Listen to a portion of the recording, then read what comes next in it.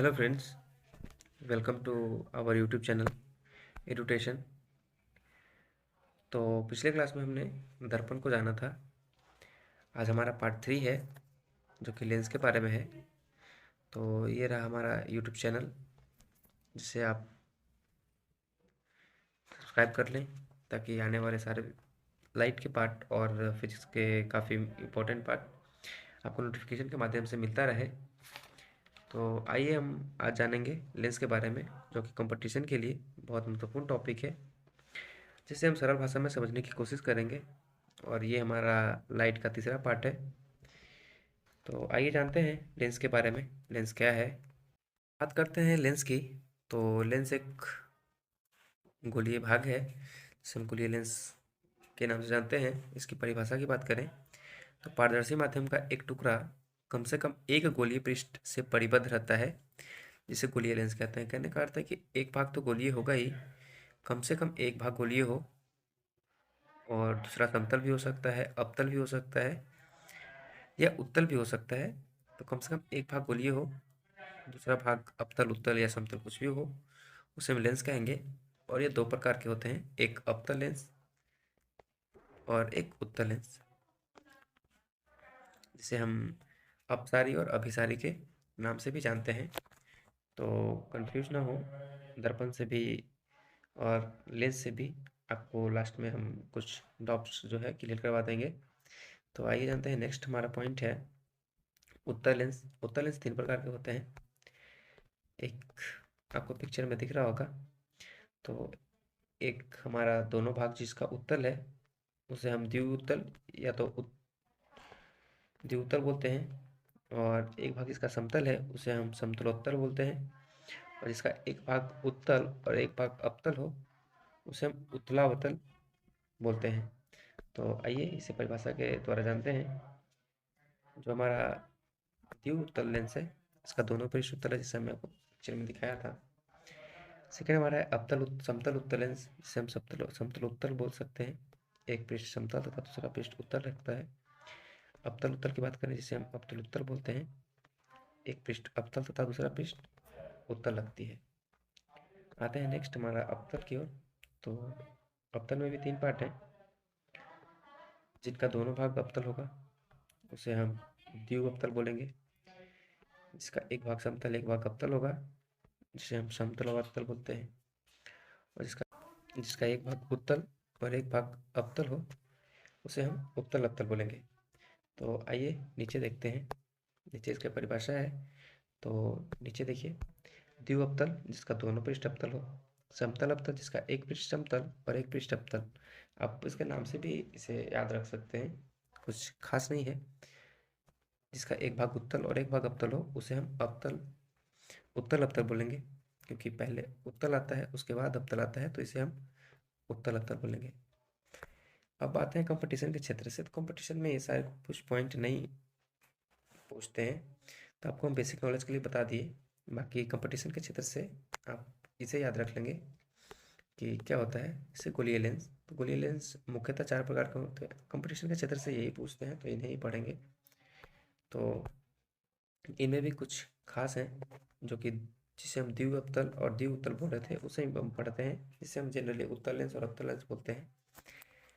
एक समतलावतल होता है, एक समतलोत्तल होता है, जिसे हमने आपको पीछे बताया था।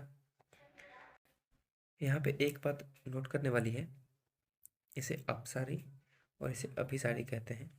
जबकि यहाँ पे इसे हम उत्तल को अभिसारी बोल रहे हैं, उत्तल लेंस को, और यहाँ अवतल लेंस को अपसारी बोल रहे हैं।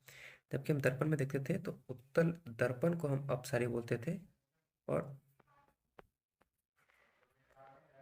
अवतल दर्पण को हम अभिसारी बोलते थे। तो इस पॉइंट को हम पीछे जब वीडियो लास्ट होगा तो उस टाइम हम आपको कुछ रखे हुए हैं, जिसके माध्यम से आपको हम बताने की कोशिश करेंगे क्यों क्यों इसे ऐसे बोलते हैं। नेक्स्ट पॉइंट की ओर आते हैं। तो लेंस की फोकस दूरी निकालने का सूत्र। कोई भी अगर लेंस है तो लेंस के बारे में एक पॉइंट है जिसे आप जान लेंगे कि गोलीय लेंस की बात करें तो ये दो कर्व से मिलकर बना है, जैसा कि आपको हमने दिखाया था। एक समतल, एक अवतल, एक समतल, एक उत्तल। या मतलब कहने का अर्थ है कि दो पार्ट हैं। जैसे अगर उत्तल की बात करें, या अवतल की ही बात करें तो देखिए एक पार्ट उत्तल फिर एक पार्ट उत्तल, दो पार्ट से है, एक अवतल और एक अवतल, तो दो पार्ट से है। तो इसी तरह से अगर जब ये दो पार्ट में है यानी कि दो इसका जो ये जिससे मिलके बना है उसमें दो कर्व है, इसलिए इसकी जो वक्रता त्रिज्या होती है वो भी दो होती है। तो यहाँ R1 और R2 जो है वो लेंस की ही एक लेंस की दो वक्रता त्रिज्या होती है। तो वही R1 और R2 जो है एक लेंस की दो वक्रता त्रिज्या है, और उसकी फोकस दूरी निकालने का सूत्र होता है म्यू -1 -1/R1 -1/R2, जहाँ कहने का अर्थ है कि F जो है वो तो फोकस दूरी है और R1 R2 किसी एक लेंस की त्रिज्या है जब हम किसी लेंस के निकालेंगे तब, और म्यू लेंस का अपवर्तनांक है, क्योंकि लेंस भी किसी मैटर से मिलकर बना है तो उसका भी कुछ अपवर्तनांक होगा, कांच की तरह ही होता है। तो कांच का जैसे अपवर्तनांक होता है निर्वात की अपेक्षा, तो उस तरह लेंस का भी कुछ अपवर्तनांक होगा। तो यहाँ म्यू जो है लेंस का अपवर्तनांक है। आगे बात करें तो आगे है उत्तल लेंस में प्रतिबिंब का स्थान और प्रकृति। तो उत्तल लेंस में देखते हैं, उत्तल लेंस ये रहा। तो आप देखेंगे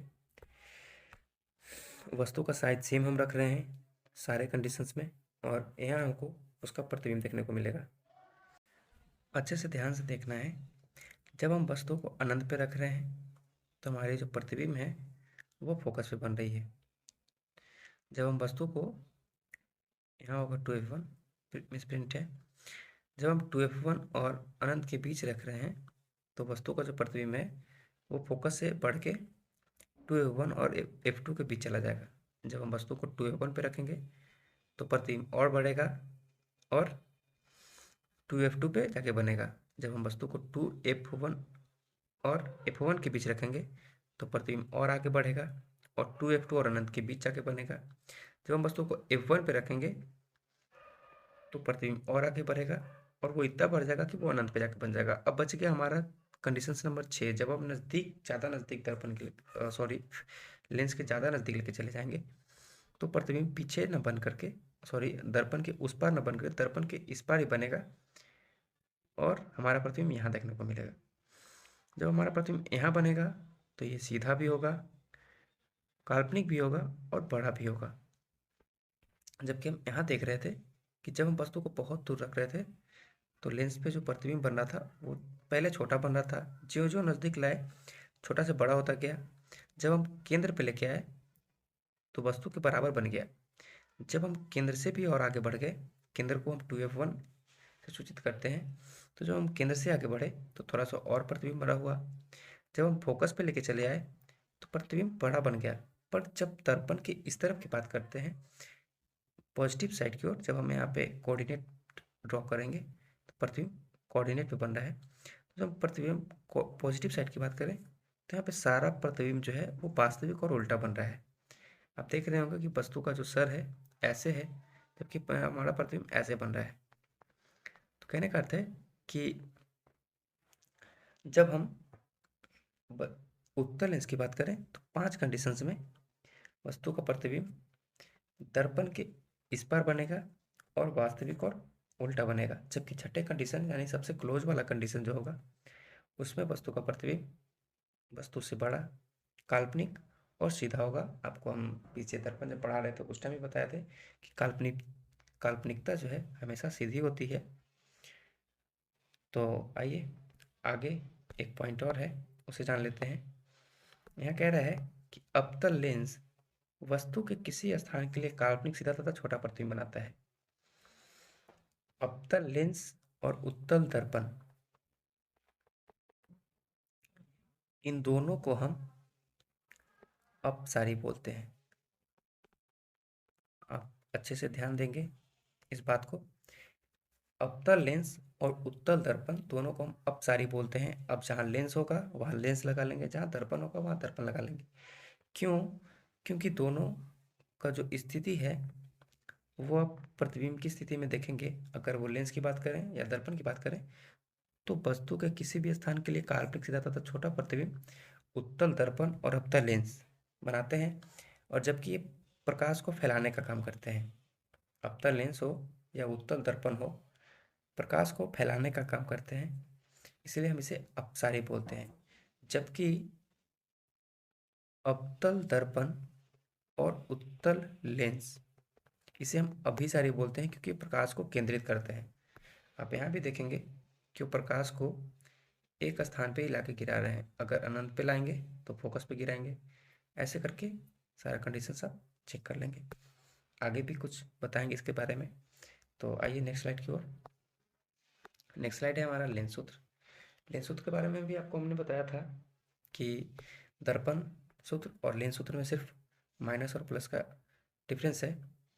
तो पहले द आता है, उसके बाद ल आता है, तो पहले हम प्लस का यूज़ करेंगे, यानी दर्पण के लिए प्लस का यूज़ करेंगे, और ल के लिए माइनस का यूज़ करेंगे। जो पहले आएगा उसे हम प्लस का देंगे, और जो पीछे आएगा उसे माइनस देंगे। जबकि आपने कहावत भी सुना होगा, जो पाया जो सोया जो खोया, और जो जागा जो पाया। तो जो पहले आया उसे हम प्लस दे दिए, यानी उसे हम मार्क्स दे दिए, और जो पीछे आया उसे हम माइनस से मार्क्स दे दिए। आगे समझने के लिए ये ट्रिक्स है, हालांकि ऐसा कुछ होता नहीं है। तो आप अपना अपना ट्रिक अपने अपने कॉन्सेप्ट के अनुसार बिल्ड करेंगे। नेक्स्ट है चिन्ह परिपाटी। चिन्ह परिपाटी आपको हम दर्पण में भी बताए थे कोऑर्डिनेट की सहायता से। तो यहाँ पे कोऑर्डिनेट ड्रॉ कर देंगे उत्तल लेंस और अवतल लेंस दोनों में। वस्तु हम हर कंडीशंस में, जो 6 कंडीशंस थे, अवतल लेंस की बात कर रहे हैं, और सॉरी उत्तल लेंस की बात कर रहे हैं। तो जो 6 कंडीशंस थे, सारे कंडीशंस में हम अवतल सॉरी उत्तल लेंस के सारे कंडीशंस में हम वस्तु को इस साइड रख रहे थे, जो कि वस्तु दूरी होती है। तो वस्तु दूरी को हमेशा हम नेगेटिव लेंगे, उत्तल लेंस की बात कर रहे हैं। जबकि सारा प्रतिबिंब 5 कंडीशंस में हमारा प्रतिबिंब दर्पण के इस साइड बन रहा था, जो कि पॉजिटिव साइड है। तो हम 5 कंडीशंस में तो पॉजिटिव लेंगे, जबकि काल्पनिक वाले कंडीशंस में हम प्रतिबिंब दूरी को नेगेटिव लेंगे। बात करें फोकस दूरी की, तो फोकस यहाँ था हमारा उत्तल लेंस में, तो फोकस यहाँ था, तो फोकस पॉजिटिव होगा। आते हैं अवतल की ओर। तो अवतल में भी हम वस्तु को इस ओर ही रखेंगे, तो हमारा वस्तु दूरी तो नेगेटिव होगा। जबकि काल्पनिकता हमेशा सीधी होती है, और सीधी बनने के लिए दर्पण के इस तरफ ही प्रतिबिंब बनेगा। तो काल्पनिक भी प्रतिबिंब बनेगा, सीधा भी बनेगा, और वस्तु से छोटा बनेगा, और इसकी फोकस दूरी भी नेगेटिव होगी, क्योंकि फोकस भी यही है। क्योंकि जो प्रकाश आती है अनंत से, वो फोकस पे गिरती है, और इसका फोकस इस साइड ही है, इसलिए प्रतिबिंब इधर बनता है। और जब इधर बनेगा तो काल्पनिक बनेगा, सीधा बनेगा, वस्तु से छोटा बनेगा।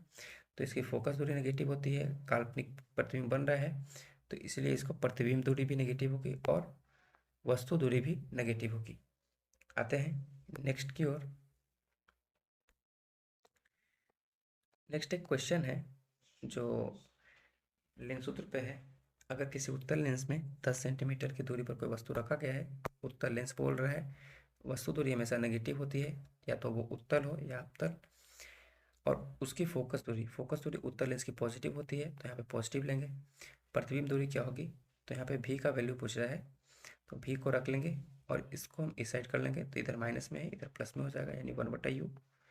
और जो 1/v और 1/u को जोड़ेंगे, यानी कि 1/-10 प्लस 1/20, घटा देंगे इसको अच्छे से, तो 20 -2 + 1, यानी कि -1/20। यानी कि कहने का अर्थ है कि -1/20 आएगा, यानी कि जो इसकी प्रतिबिंब दूरी होगी वो 20 सेंटीमीटर होगा, और माइनस में होगा। आप इसका सॉल्यूशन देख लेंगे। माइनस कहने का अर्थ है कि जिधर वस्तु रखा हुआ है उधर ही प्रतिबिंब बनेगा। तो जब उधर अवतल की कंडीशंस में आपने सारा कुछ देख लिया था, तो जब हमारा प्रतिबिंब नेगेटिव होता है तो वो काल्पनिक होता है, बड़ा होता है, और सीधा बनेगा। आप ऐसे भी अंदाजा लगा सकते हैं कि जब 10 सेंटीमीटर की वस्तु थी और 20 सेंटीमीटर का प्रतिबिंब बन रहा है, ऑब्वियसली वस्तु से बड़ा बन रहा है, तो बड़ा यहाँ से कॉन्सेप्ट आया है। आगे जानते हैं। आगे है लेंस की क्षमता, पावर ऑफ लेंस। तो फोकस दूरी के व्युत्क्रम को लेंस की क्षमता कहते हैं, यानी कि 1/f लेंस की क्षमता होती है, और इसे हम डायोप्टर में मापते हैं। आगे का पॉइंट लिखा हुआ होगा, तो यहाँ देखेंगे पावर = 1/f। मीटर की स्थिति में जब हम फोकस दूरी को मीटर में लेंगे, जबकि सेंटीमीटर की स्थिति में 100/f होता है जब हम फोकस दूरी को सेंटीमीटर में लेंगे। यहाँ पे 2 पॉइंट अच्छे से याद रखेंगे, अगर मिस्टेक होता है तो सारा कुछ आंसर चेंज हो जाता है। तो आप जब मीटर में व्यक्त करेंगे लेंस की फोकस दूरी को, तो आप 1/f का यूज़ करेंगे। जब हम लेंस की फोकस दूरी को सेंटीमीटर में व्यक्त करेंगे तो उस समय 100/f का यूज़ करेंगे। आगे मेरा एक पॉइंट है कि एक क्वेश्चन है, आप उसे देख लेंगे। यदि लेंस की फोकस दूरी 10 सेंटीमीटर है, सेंटीमीटर में दिया गया है, तो हम 100/f वाला फार्मूला यूज़ करेंगे। 100/f वाला फार्मूला यहाँ पे लगाया गया है, और जिससे 10 डायोप्टर आ रहा है। 10 डायोप्टर यानी कि पॉजिटिव है। पॉजिटिव जिसका फोकस दूरी पॉजिटिव होगा, जिसका फोकस दूरी पॉजिटिव होगा यानी वो उत्तल लेंस है। जिसका फोकस दूरी पॉजिटिव है यानी वो उत्तल लेंस है, और जिसका फोकस दूरी नेगेटिव है वो अवतल लेंस होगा। आपको हम चिन्ह परिपाटी में बताए थे, आप अच्छे से ध्यान रखेंगे। आगे की पॉइंट है जो कुछ नोट पॉइंट है, तो आप इसे अच्छे से देखेंगे। लेंस की क्षमता का इकाई मात्रक डायोप्टर होता है। आपको बताया थे उत्तल लेंस की फोकस दूरी धनात्मक होती है, यह भी आपको चिन्ह परिपाटी में बताया। तो जब इसकी फोकस दूरी धनात्मक होगी तो इसका क्षमता भी धनात्मक होगा, और वही यहाँ लिखा गया है कि इसकी क्षमता भी धनात्मक होती है।